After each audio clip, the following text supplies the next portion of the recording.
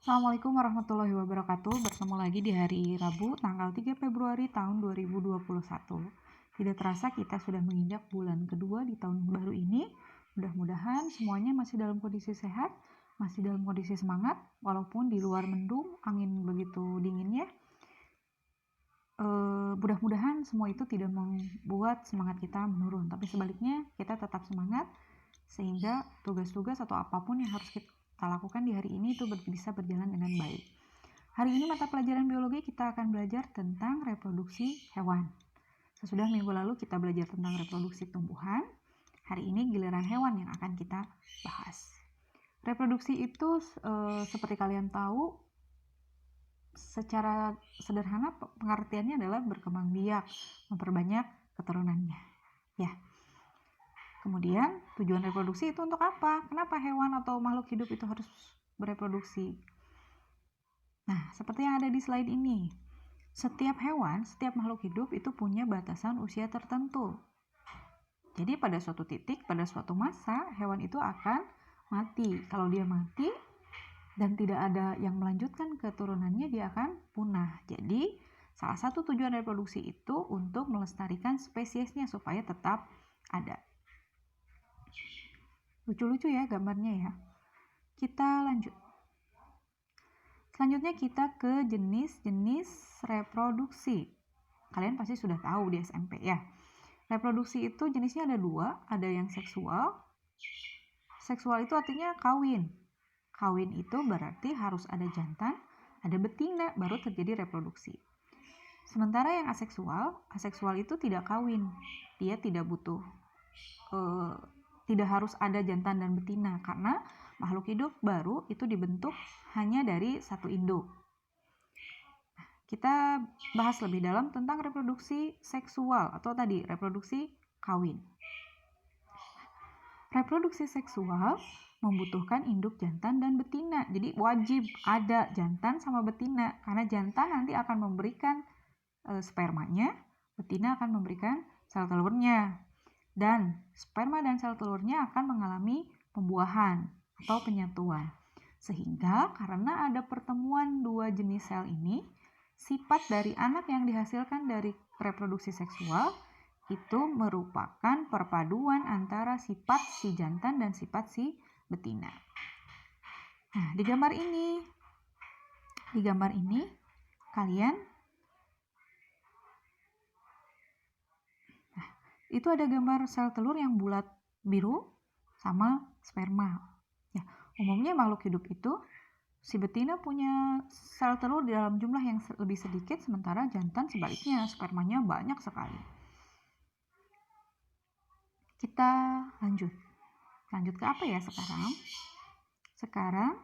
Nah, di sini pada hewan, pembuahan dapat terjadi secara eksternal maupun internal. Pernah dengar ya? Eksternal itu artinya luar, sementara internal dalam.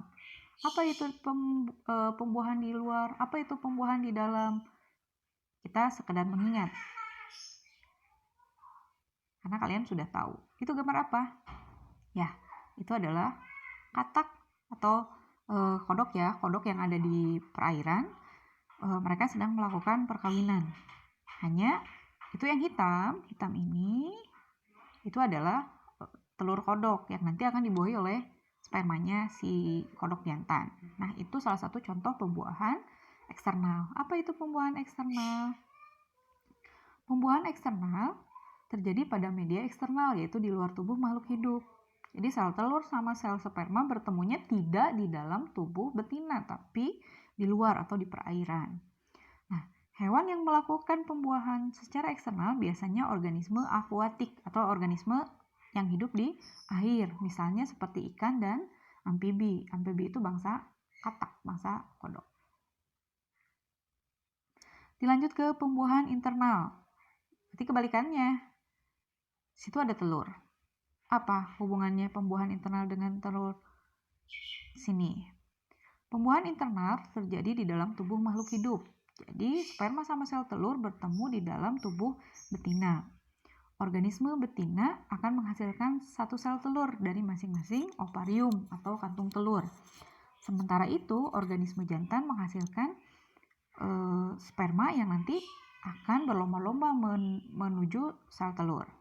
Dan makhluk hidup yang melakukan pembuahan internal itu misalnya reptil. Reptil itu bangsa ular, misalnya buaya, komodo. Bangsa aves itu bangsa burung, unggas, ayam yang ada di sekitar rumah kita, dan juga mamalia. Mamalia itu hewan yang memiliki kelenjar susu, misalnya sapi, domba, dan manusia sendiri, itu kategorinya mamalia. Selanjutnya kita ke fertilisasi. Ini sesudah tadi dibahas tentang fertilisasi. Fertilisasi itu apa kalau kalian ada yang bertanya? Fertilisasi itu adalah proses peleburan antara sel telur yang dihasilkan betina dengan sel sperma. Ya, kalian bisa baca sendiri karena tadi ini sudah dijelaskan. Kita lanjut ke reproduksi aseksual atau tidak kawin. Apa itu reproduksi aseksual? Bagaimana itu reproduksi aseksual? Nah, reproduksi aseksual hanya melibatkan induk tunggal. Jadi tadi seperti disebutkan, tidak harus ada jantan dan betina, tapi hanya salah satu dari mereka. Kemudian, individu baru yang dihasilkan sangat mirip dengan induknya, mirip 100%. Karena apa? Dia tidak dicampur dengan gamet dari individu lain. Jadi dia hanya memiliki sifat yang diwariskan dari induk yang tunggal. Kemudian, contohnya apa reproduksi seksual? Yang paling mudah itu adalah pembelahan biner dan bertunas. Pernah dengar pasti ya? Seperti apa pembelahan biner atau membelah diri? Itu terjadi pada beberapa organisme. Nah, dia dilakukan oleh organisme bersel satu atau uniseluler yang hanya punya satu sel. Dia membelah menjadi dua, dan contoh yang melakukannya adalah ini, amuba. Dari satu amuba, dia membelah, dan pada akhirnya dia menjadi dua individu yang utuh. Kemudian yang selanjutnya adalah paramecium. Paramecium pun prinsipnya sama dengan amuba. Dia saling membagi inti, kemudian ini dari satu, lama-lama dia membelah menjadi dua sel anak paramecium, di mana sifat anak yang ini kalau di amuba itu akan sama persis dengan induknya. Kita lanjut. Kemudian yang bertunas, memang ada yang hewan yang bertunas. Kok kayak tumbuhan? Ada hewan yang bertunas ya. Organisme yang bereproduksi dengan bertunas dapat membentuk individu baru dengan menumbuhkan tunas. Contohnya pada pada hewan hidra. Hidra itu adalah salah satu hewan yang tubuhnya mirip dengan tumbuhan karena dia hidup di dasar perairan. Dia tampak seperti punya akar, tampak seperti punya batang, tapi pada dasarnya sebenarnya dia adalah hewan. Nah, itu tunas, sama seperti tumbuhan. Ini satu induk tunggal, kemudian lama-lama dia punya tunasnya semakin membesar, dan kalau tunasnya sudah siap untuk hidup sendiri, maka tunasnya dilepaskan di lingkungan luar, dan dia akan tumbuh menjadi individu baru yang lengkap. Penjelasannya sudah selesai. Saatnya kalian mengerjakan soal. Ini soalnya ya, dibaca baik-baik. Yang pertama, jelaskan apa yang kalian ketahui tentang inseminasi buatan pada sapi. Yang kedua, tuliskan 3 perbedaan fertilisasi eksternal dan internal. Yang ketiga, jelaskan bagaimana cara reproduksi hewan pipipar, opipar, dan opopipipar. Yang diminta jelaskan, bukan disebutkan artinya ya, tapi dijelaskan.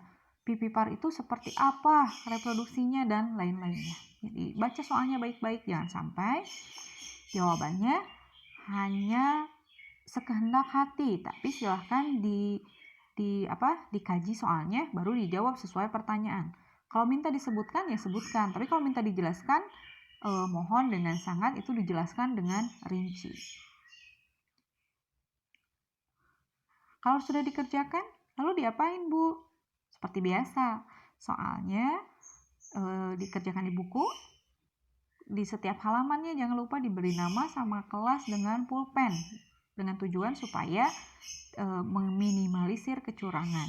Silahkan kalian foto dan nanti kirim ke Google Form yang akan di-share. Ngerti ya? Tugasnya hanya seperti itu. Terima kasih untuk hari ini. Mudah-mudahan semuanya dalam kondisi sehat, jiwa dan raganya semangat. Tugasnya silakan dikerjakan sebaik mungkin, diusahakan harus selesai hari ini supaya kalian tidak memiliki hutang. Terima kasih, selamat pagi. Assalamualaikum warahmatullahi wabarakatuh.